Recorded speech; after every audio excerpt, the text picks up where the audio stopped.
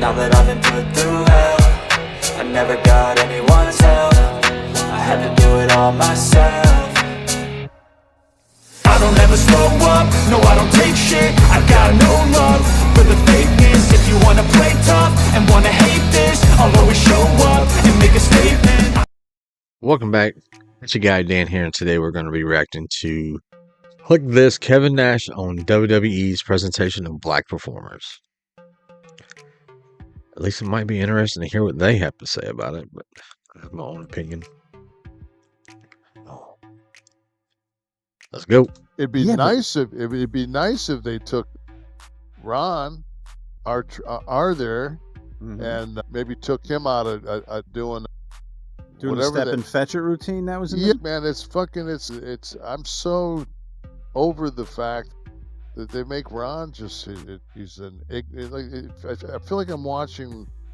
It's almost like that segment should be on the radio.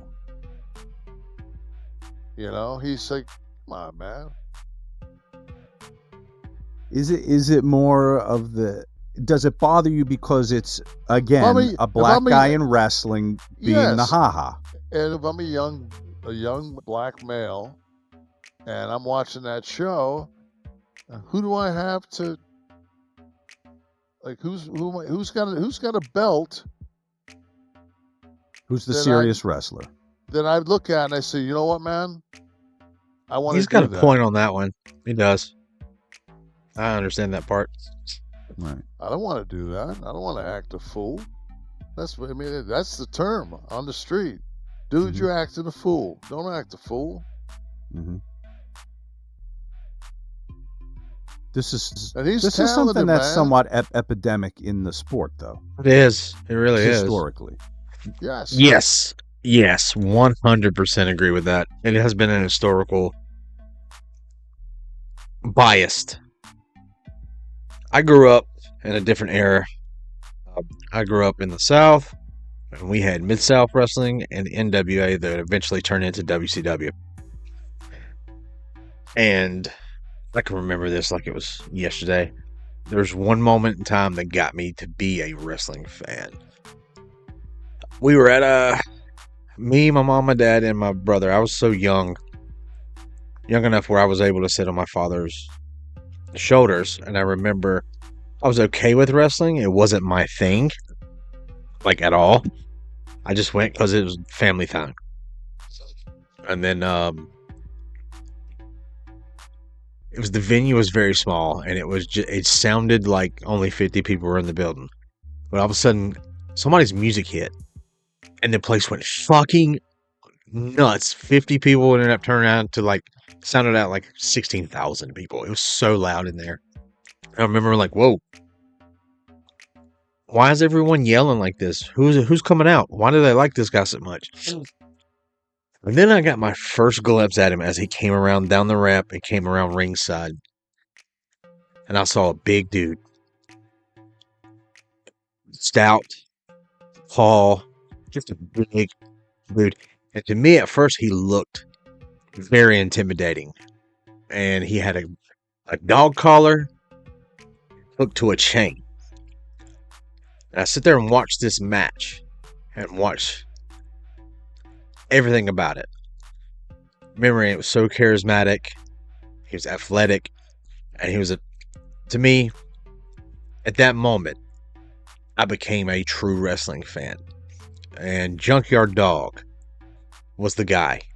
And to this day, I still say he's one of my top wrestlers due to that. He got me interested in wrestling. Yeah, I liked all different type of wrestlers, but JYD was my guy. But if you look at it historically, like he was saying, NWA to WCW were the more serious of the wrestling companies. That was a major promotion. And they were highly televised, stuff like that. Shows. And then you had WWE. WCW was the more realistic wrestling. WWE was more fantasy character driven. And I gradually like the more realistic than I did the character. So, and I remember WCW made history. Sorry, I'm a little under the weather. And they crowned their first black champion. Their first African-American male world champion. His name was Ron Simmons.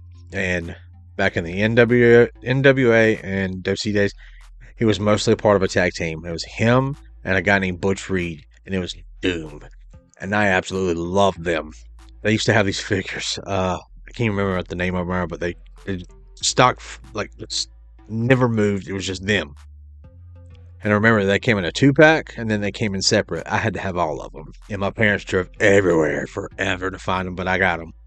Those are the ones I was like, I gotta have these. These are the ones I want.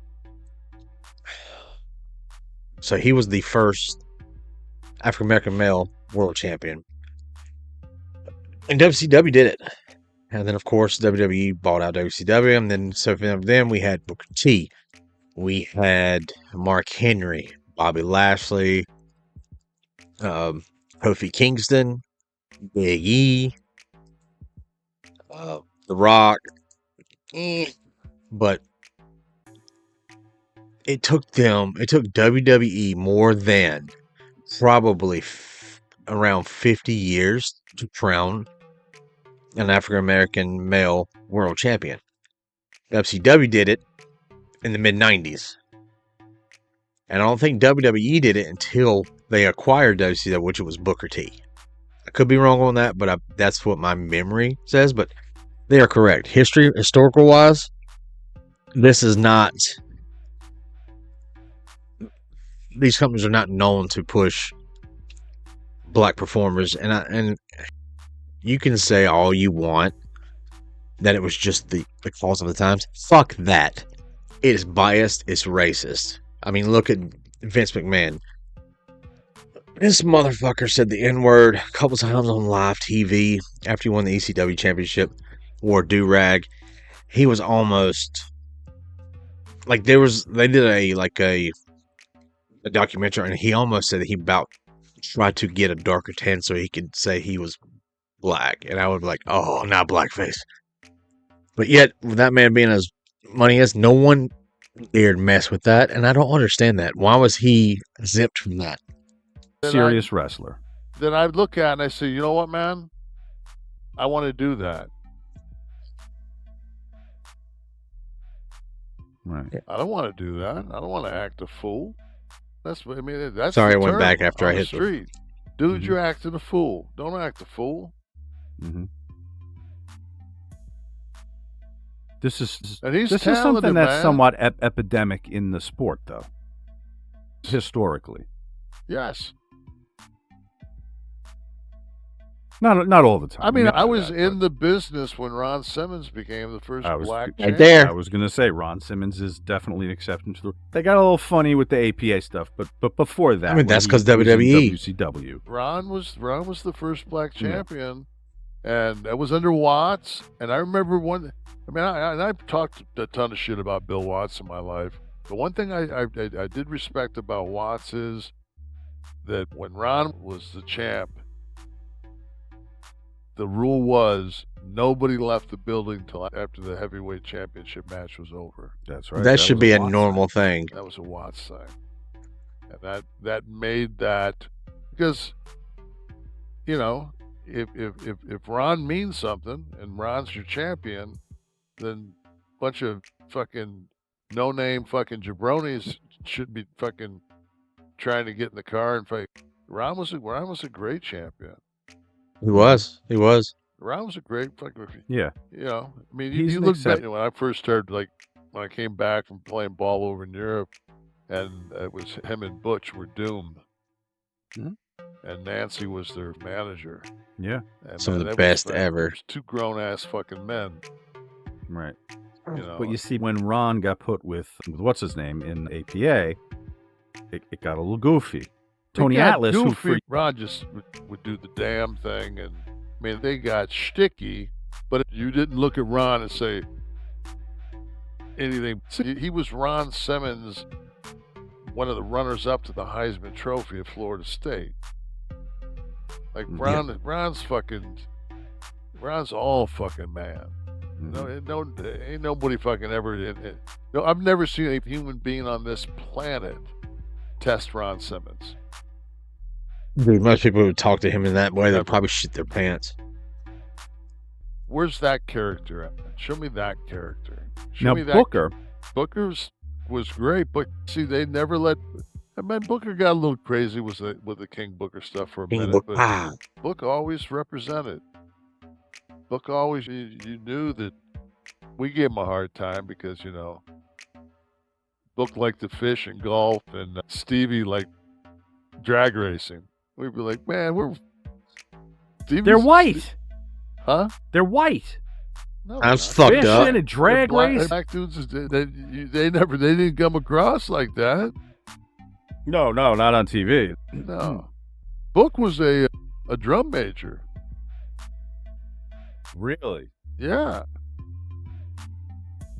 No, he was awesome. If you know anything about a black drum major at any of those major black universities, it's tough. That's an athlete. That's no bullshit. Not lying on that all one. expectations. So, Welcome to yeah, I hate when they do that shit. I'll turn that on. Anyway, they are correct in their assumptions about the history of African American champions. I feel like now, and I mean, it's not the best way to say that, but now the times have changed where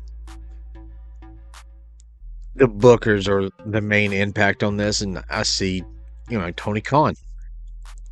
Swerve Strickland is the champion. Great move, but he's using it as like a look at us.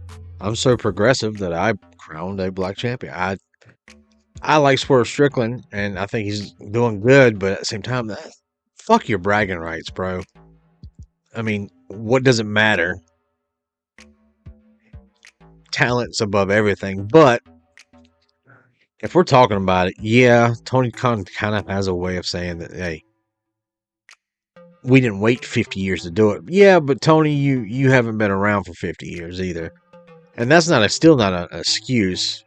I still think WWE should have done something a long time ago.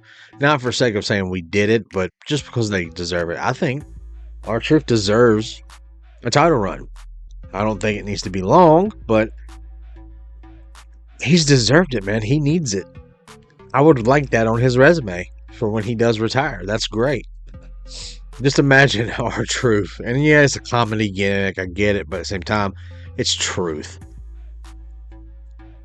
I live in Charlotte, in and around, and so does R-Truth. And we've met out in public. And what you see on TV is an exaggeration of what he really is. But the dude's funny as fuck in real life. He's really funny. So that's just him turned up. So just imagine if he had the belt and then he just started doing everything like John Cena. It's gold. He'll make money doing that shit. And the people, dude, everyone loves R-Truth. Imagine if he won the title against Damon Priest. That would be hilarious. It's not happening because Priest is going baby. But anyway, what are your thoughts? I mean, do they have a point? Are we talking out of our ass? What's your opinion on the whole perspective? I'd like to hear about it. All right, guys. You have a good night. I am just doing this quick video. I'm actually watching Battleground right now. Waiting on the Jordan Grace match to come on so I can see that. That's going to be epic if it goes the way I think it's going to go. All right. You guys have a nice one. See you later. And always, be good people. Fucking DNA.